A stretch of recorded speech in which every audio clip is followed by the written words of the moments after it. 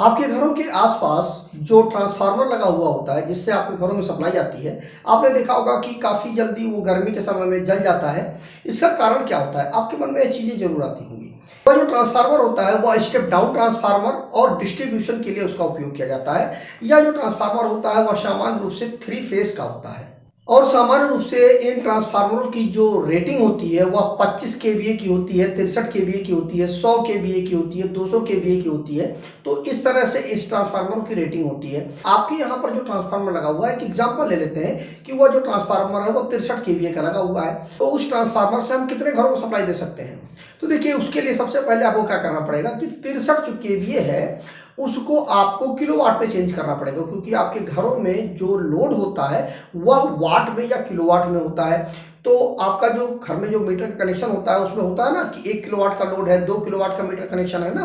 तो उसी तरह से सामान्य रूप से 2 किलोवाट का नॉर्मली हमारे घरों के लिए जो कनेक्शन होता है। अब 63 चूंकि केवीए का आपके यहाँ पर ट्रांसफार्मर लगा हुआ है, तो जो किलोवाट निकल के आएगा वो 50.4 किलोवाट निकल के आएगा। मतलब ये हुआ कि 50 किलोवाट का लोड उसके ऊपर डाला जा सकता है, ट्रांसफार्मर के ऊपर। अब ऐसा नहीं है कि 50 किलोवाट का ही सीधे सीधे आप लोड डाल देंगे।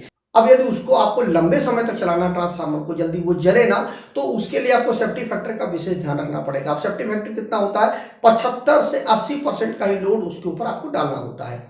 अब 80% का लोड मतलब ये होगा कि 50 किलोवाट का लोड फुल लोड था, अब उसका 80% जब आप निकालेंगे 40 किलोवाट का लोड मिलेगा, जो कि सेफ्टी फैक्टर के साथ में है। अब यह जो ट्रांसफार्मर है, अगर आप उस पर 40 किलोवाट का लोड डालते हैं तो यह काफी लंबे समय तक काम करेगा। अब यहाँ पर यह नहीं है कि आपने सीधे सीधे आप 40 किलोवाट का लोड आप डाल देंगे।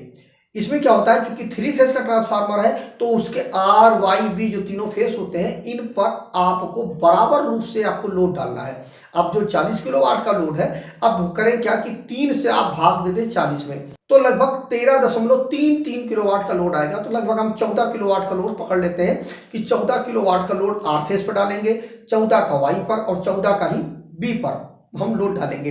एक फेस जो हमारा है, आर फेस या वाई फेस या बी फेस, उन पर हम कितने घरों कनेक्ट कर देंगे? अब सामान्य रूप से जो 2 किलोवाट का लोड है, तो 2 का हम भाग दे देंगे 14 में, तो आ जाएगा 7। आर फेस से हम 7 घरों को सप्लाई देंगे और वाई फेस में हम 7 घरों को सप्लाई देंगे और बी फेस से हम 7 घरों को सप्लाई देंगे। तो इस प्रकार से 7 प्लस 7 प्लस 7 21 घरों को हम सप्लाई देंगे, जो 63 केवीए का हमारा ट्रांसफार्मर होगा। मगर ऐसा नहीं है कि जो 63 केवीए का ट्रांसफार्मर है उस पर आपने 21 घरों कनेक्ट कर दिया। क्योंकि आज आपने ट्रांसफार्मर आपके यहाँ पे एरिया में लग गया है, तो धीरे धीरे समय बीतता जाता है तो उसमें कनेक्शन बढ़ते जाते हैं। इसी वजह से ट्रांसफार्मर है हमारा वो ओवरलोड हो जाता है। उस कंडीशन पर आप क्या करें कि आप पावर हाउस में जाकर के एप्लीकेशन दे सकते हैं कि आपके यहाँ पर ट्रांसफार्मर लगा हुआ है, उसका लोड बढ़ गया है, वो ओवरलोड चल रहा है, तो वो रिप्लेस करके बड़ा ट्रांसफार्मर आपके यहाँ पे लगा देंगे।